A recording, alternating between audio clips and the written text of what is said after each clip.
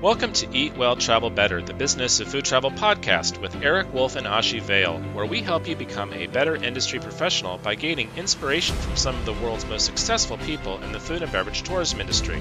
With each episode, we meet these leaders and examine their secrets of success. We reveal the obstacles and challenges they have faced, along with their solutions and triumphs, and give you ideas and inspirations for many of the same business issues that you may be facing as well. And now for today's episode.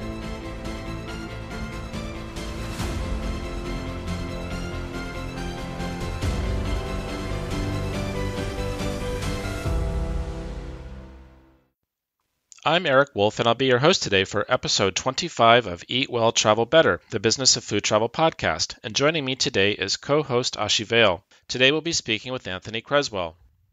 Born in England and emigrated to Ireland with his parents in 1963, Anthony has been involved with the world of wine and food since 1966, the first 20 years spent in the world of wine, working with wine merchants, vineyards, and wine producers. He joined his father in Timoleague, County Cork, in the late 1980s, and then took over the management of Amaro Smokehouse in 1998. Since then, he has one mission: to produce only the finest products, from smoked organic salmon to smoked chicken, smoked duck, smoked picanha beef, and smoked dry cured bacon. Welcome, Anthony. Thank you very much. Anthony, we're so excited to have you here. You've been a host for us, showcasing the wonderful smoked products that you offer to travelers. We would love to hear how you got into that. Well, the world of smoking, I suppose, I avoided it for some time because when I was in my late teens, I had a furious row with my dad, and I was given a week to either to find a job or he put me in the army. And in those days, you did what you were told. But I was lucky, fortunate. I had a friend staying with me from down in West Cork, and his parents had a hotel down there. And Peter was going to go up to Dublin to work for a wine company the next day. So he said, look, you better come with me. So the next day, Peter and myself got the train at Cork for Dublin, and that was me gone for 20-odd years around the world in wine. And then I came back from Australia, 5 years in Australia. I came back from Australia and set up a little wine company in Kinsale, which was and still is the food capital of Ireland. And that was only about half an hour away from Timoleague. So I had a wine company there for a year or two, but we had a minister for finance who bumped the duty up on wine and everything. And it made things very impossible for a small little person like me. So I had two options really. One was to head off overseas in the wine business, or go and help my father, who was smoking salmon and chickens. It was really a sort of a glorified hobby for him, but it was a sort of a niche market, a bit like wine. So I thought, right, we'll go and join forces, which we did, and that sort of led us to arguing and fighting for the next 15 years until I took over. Being involved in the wine business, you were dealing with wonderful tasting and smelling food, drinks and so on, and food. And so moving into producing the food was almost a natural progression. Why did you get into wine in the first place? Well, right, purely because my friend, Peter, he was going to Dublin to work for a wine company up there. He contacted them and he asked if he could bring a friend as well. So off I went. And that was my introduction to wine, was to working in the wine company, bottling wine and things like that there.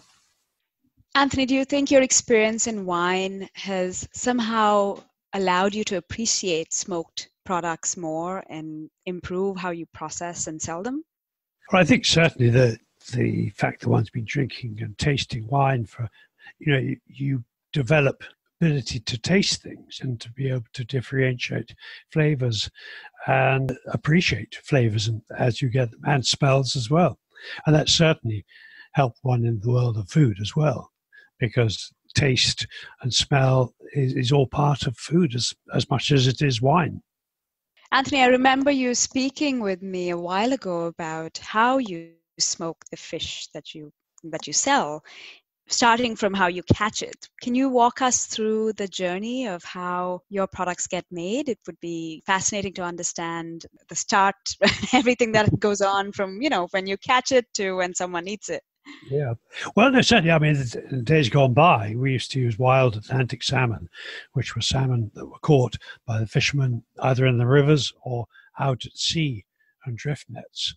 That's where the original salmon came from. We would get them in the summer months. We'd then freeze them down. And then come Christmas time, when everybody seems to want smoked salmon, we'd then thaw them out and smoke them. Nowadays, because the stocks of wild salmon are greatly diminished, we now use an organically farmed salmon, which are salmon that are grown in cages off the west coast of Ireland. And we've been using those since 2004, when we became a certified organic smoker. And then in 2006, we stopped buying wild salmon totally and went over to organically farmed salmon. So we get the salmon, we thaw them out, we then fillet them, and then we will brine them. We'll put them in a mix of sea salt that we get from Portugal, a little bit of raw cane organic sugar we get from Costa Rica, and a lot of water. We soak them in the brine for a number of hours, depending on the size of the fish. And then we would take them out and dry them in the smoker overnight. And then the following morning, we would trim them and bin bone them and then smoke them for maybe another 18 to 24 hours. And we smoke them with oak sawdust. We use oak, I suppose. My 20 years in the wine business, where the best wines are matured in oak casks. It makes sense to smoke the finest smoked salmon with oak as well. And then once we smoked it, it comes out, we then pack it, and off it goes around the world. Anthony, where and how do you sell the smoked salmon now? Well, we sell to a few specialty food shops within Ireland, a few restaurants. We have one or two overseas as well. We do quite a lot online through an online shop there. And again, that's very busy at Christmas time. So we do maybe 25% of our turnover would be coming up to Christmas. So everybody wants it then. We're very happy to ship it pretty well all over the world. And for our listeners, Anthony also offers tours and tastings of the smoked salmon. So if you're in Timoleague, in that part of Ireland, it's a great way to understand the local region and the artisan products that he makes. Can you tell us a little bit about how that's going, Anthony? Well, very well indeed, and it's a great pleasure. We are very isolated where we are, and we're not on a main road, and we're hidden from the world, really, surrounded by trees and a beautiful location.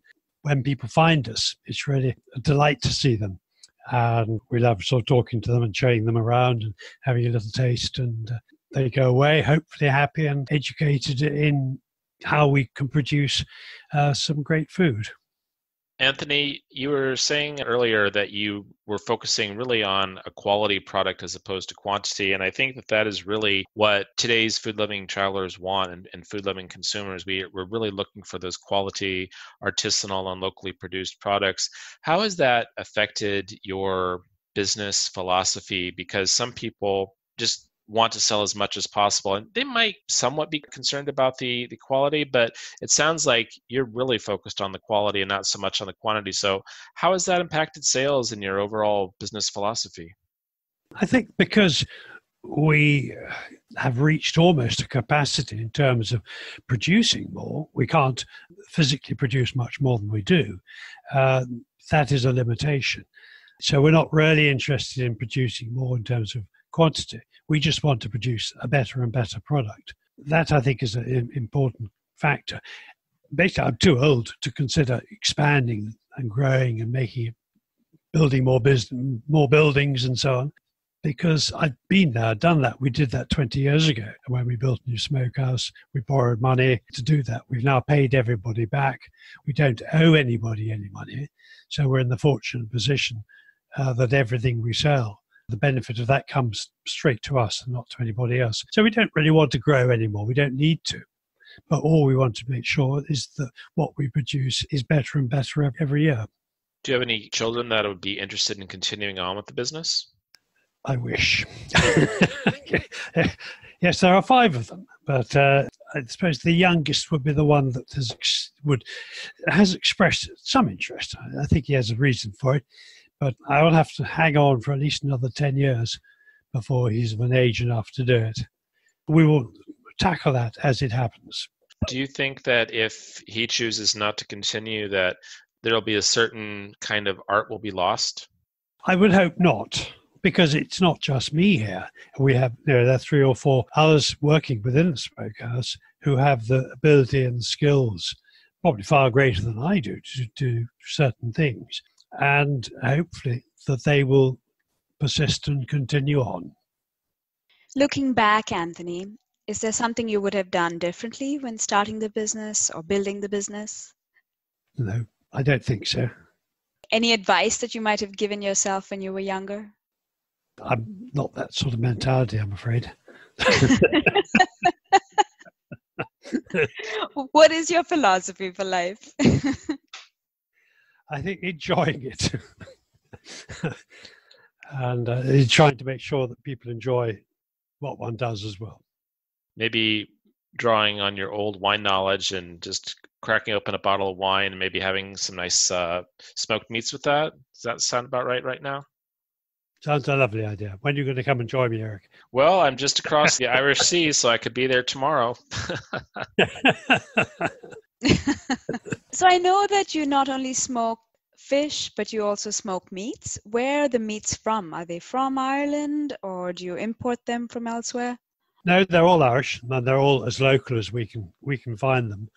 Say, for instance, the chickens that we smoke, they all come from local chicken farmers. And in fact, every chicken we sell, we always give a traceability. We always mention the name of the grower on the label, which I think is important because I think people like that contact going back. Things like smoked duck, we buy it from a particular company up in County Monaghan, the Silver Hill food. Silver Hill ducks is their own particular breed of duck, which is quite superb. What else do we have? The bacon we source locally, the pork we source locally, and the beef again. We'll buy organic beef and use that for smoking. But we only really have those 3 or 4 products. We used to do a bit of smoked eel, but unfortunately, eel is now the fishing for eel in Ireland has been banned, so we can't get that at the moment.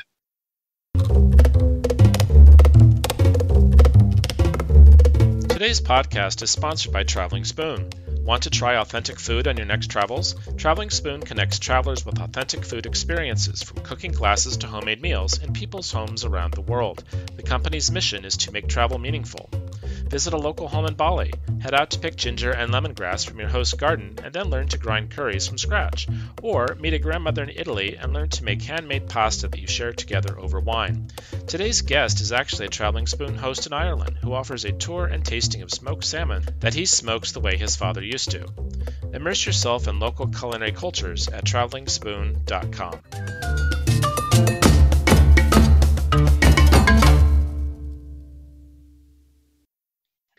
Anthony, while I was in Ireland, I had noticed the importance that was given to locally produced and, sourced.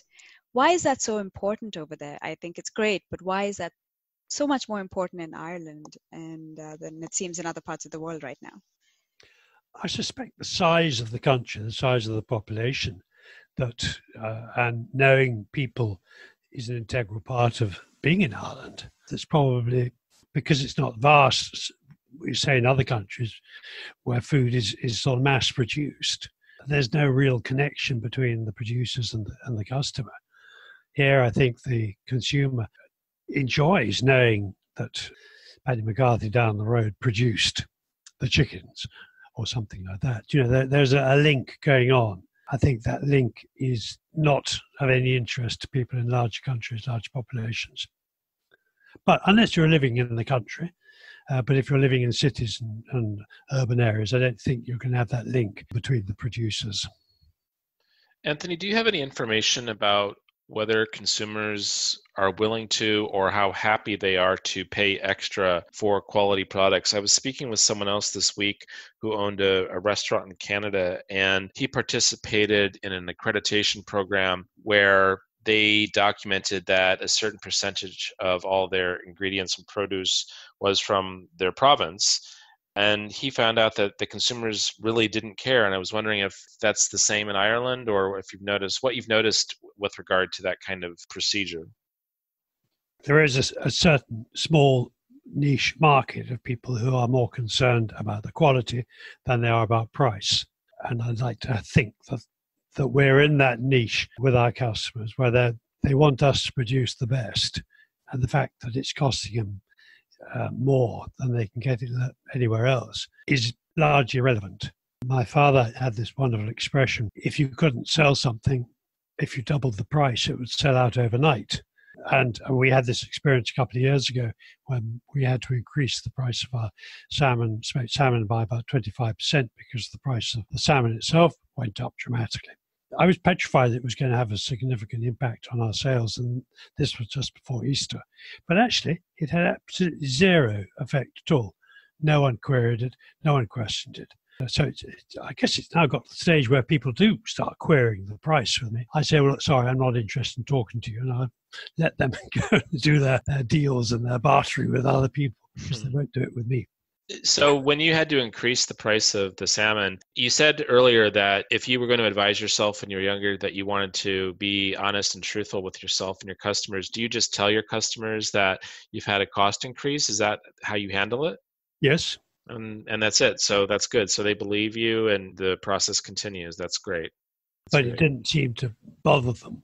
And even now, we still, I think, probably are one of the most expensive ones in the country. But that doesn't stop people buying from us again and again and again. I'll say something. Anthony, what would you say has been the greatest challenge for you or for other small food producers out there? I think that's a very hard thing to find an answer to. There's practical challenges like the distribution of the product, getting it from A to B. There's the challenges we constantly face with bureaucracy and health and hygiene rules and regulations, all sorts of things like that. But in terms of selling it and marketing it and making people enjoy it, that's not really a problem. A quick little cut in here. Anthony, you wrote in the pre-show interview that it was creating the event or the experience. Yes, well, a little bit more on that, the creating an experience of visitor who wants to come and see how bread is made. He doesn't really want to see flour going in one end of a machine and loaves of bread coming out the other. He wants to see people mixing the flour to make the dough, to shaping the bread themselves by hand and popping it into the oven and so on. I think that's what people want to see, and much the same when people want to see where food is produced. They like to see the involvement of people and things produced in maybe an artisan way. I mean, when people come here and they'll see us filleting fish by hand, they'll see smoking it with proper smoke.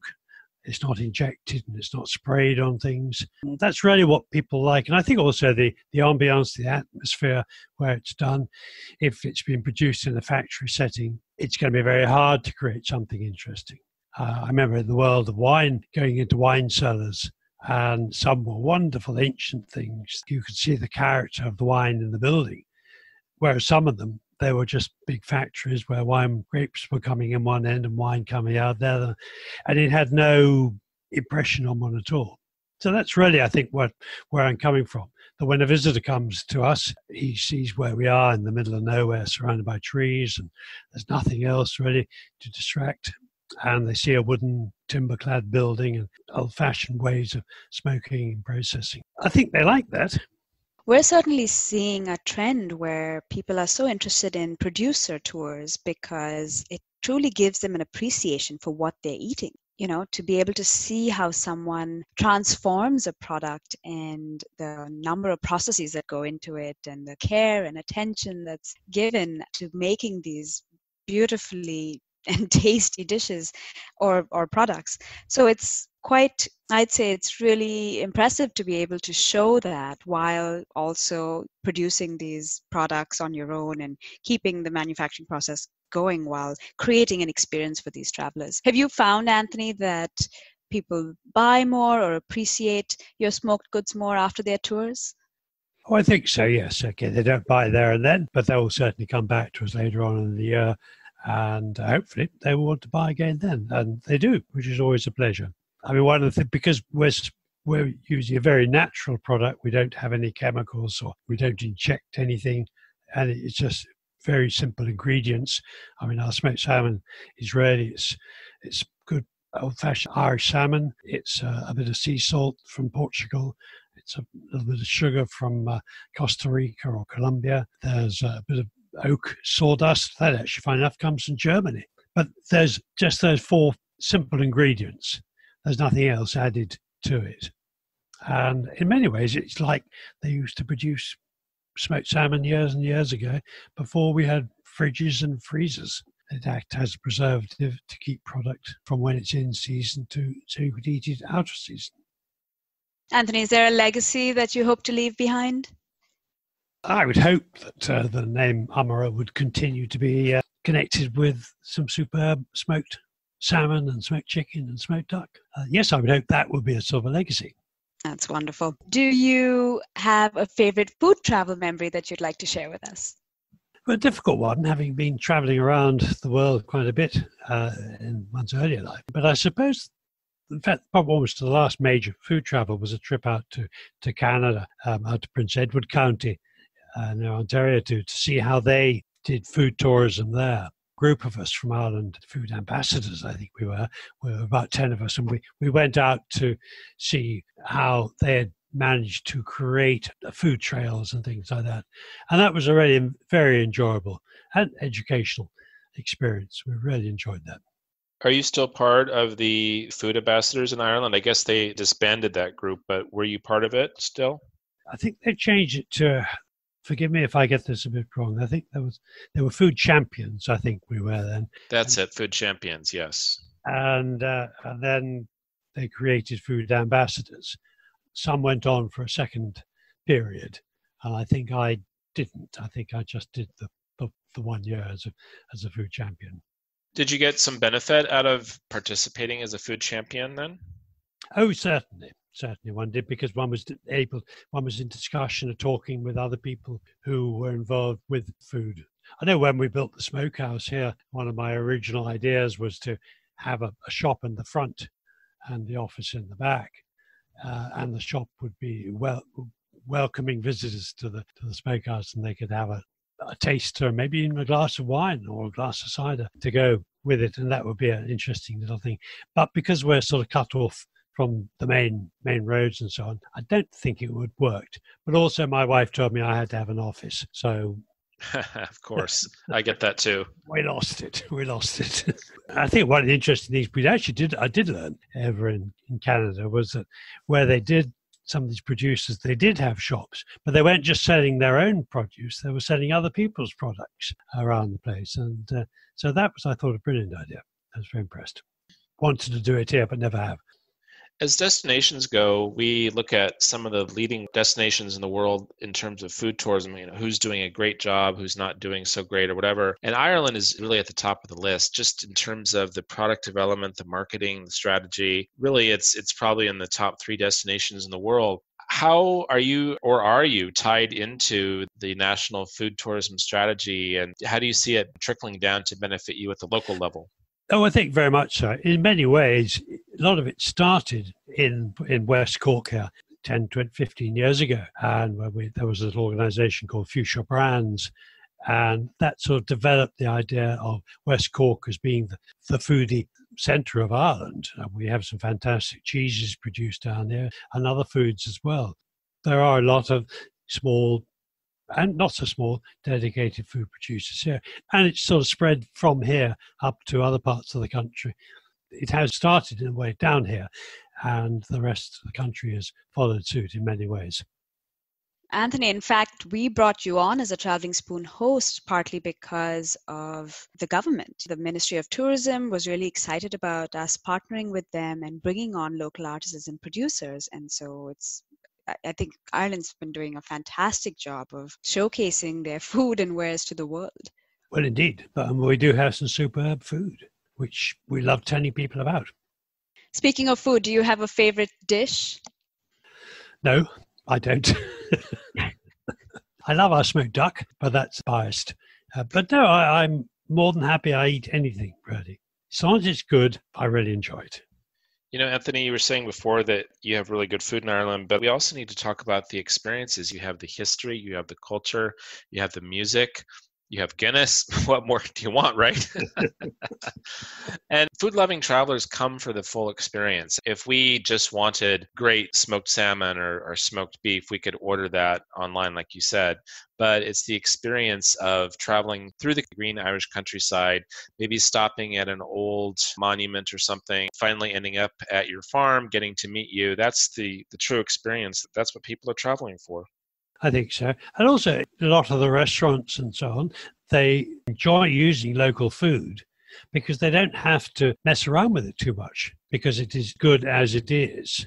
And I think a lot of restaurants, probably in cities and so on, they'll take food and they will then modify it themselves fairly dramatically. They may well buy our smoked salmon, but by the time you get it on your plate in the restaurant, you wouldn't know where on earth it came from. So when they're out in the country and they're in the local pubs and the local restaurants, those restaurants are providing with simple dishes made from local food, and the local food is so good it doesn't need the messing around by the chefs. I know the chefs will get very upset with me on that. Shifting gears a little bit towards the future, we were talking before about food tourism experiences in Ireland and the quality of the products and the experiences and so on. If you could think forward about 10 years, based on what's been happening with food tourism development and promotion for Irish experiences, where do you see the country in 10 years in terms of food and beverage tourism? I would hope not a great deal different than it is really now, because yes, there will be more producers who will be opening up because they will see the benefits of having visitors. I think that's important. But in terms of the sheer pure numbers of producers, I don't think they will increase dramatically. There is a certain, on the agricultural front, there are farmers who are producing massive amount of milk and beef and things like that, and it's selling commercially, and they're finding now, I think, quite hard to make any money. I think some of those may well pull in and start producing their own high quality, relatively low production of cattle and milk. I mean, there is someone who's started producing their own perfectly natural milk not very far away from here. It's quite expensive, but people are buying it. But it actually tastes of milk. It's the proper thing. You pour it and a bit of cream comes out of the top. Milk nowadays tends to be much more bland, but this is real joy to drink. But there are farmers who will probably go that route, and then they'll find their own way, a little bit like wine producers. They will find their own style and their own quality and their own taste according to the land they're farming. I'd like to see more of that happening. In a way, that sort of that pushes that comment of mine about trying to get better and better rather than bigger and bigger. Do you have a pet peeve in business? Only really dealing with bureaucracy and the challenges that. But I remember a few years back, we had a number of inspectors from the Department of Agriculture and the Department of Marine, and we had the Organic Trust inspections and so on. So we were getting plagued with inspectors telling us to do this and do that. Eventually, we managed to get one of them to go. So before we did that, we had to comply with various things. And one of them was getting rid of our wooden-handled filleting knives in the processing area. And I fortunately asked them why. They couldn't give me an answer there and then. They came back about 3 or 4 weeks later saying, sorry, we can't find any reason why you can't use wooden handle knives. So now whenever they ask me to do anything, I ask them why and wait their response. That's great advice. You had mentioned something about your customers and the smoked duck, Anthony. What is it you didn't like about what they say? Well, because a duck has a natural amount of fat on it, we just smoke the duck breast, and sometimes there might be 50% fat and 50% meat on it. And when I do a tasting, it's a bit worrying, the number of people who won't eat the fat. But I do try to persuade them that of all the fats you can eat, duck fat is the best possible fat for you. It's the closest thing to olive oil. On that advice, half of them will actually pluck up courage and eat it, and they will smile at the end. So, Anthony, do you take the duck fat remains then and turn it into something else? Reduce, reuse, recycle, right? When we're smoking it, we do have a certain amount of fat comes off it when we're smoking them, because we cook them and smoke them at the same time. And we do capture that fat, and it's so wonderful for roasting your potatoes in at Christmas time or any other time of the year. Indeed, I have had duck fat roasted potatoes, and whereas I'm not a big meat person, but I can understand the excitement that other meat lovers have around it. It is definitely a richer flavor. Mm. Well, it just adds to the texture and the subtleness when you're eating them. Indeed. Well, Anthony, thanks so much for taking the time to share your knowledge with us today. I really didn't know much about the smoked meat industry in Ireland and really enjoyed hearing your stories. And I definitely am going to have to put your place on my list of next places to travel to, especially when I'm in Ireland. So thanks again for your time today, Anthony. It was a real pleasure. Well, it's great talking to you, and thank you very much indeed. I hope that I haven't told too many secrets or upset too many people in my comments. Not at all, Anthony. It was a real pleasure having you on board. Thank you so much for your time. It's my pleasure indeed, and thank you very much for asking me.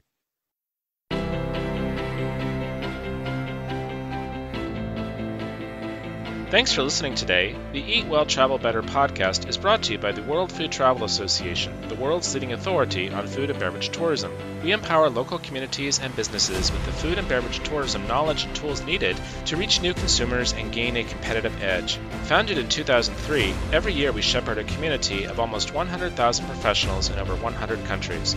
Connect with us on Facebook, Twitter, LinkedIn, and Instagram. And you can learn more about us, subscribe to our newsletter, and join our family at worldfoodtravel.org. Until next time, eat well and travel better.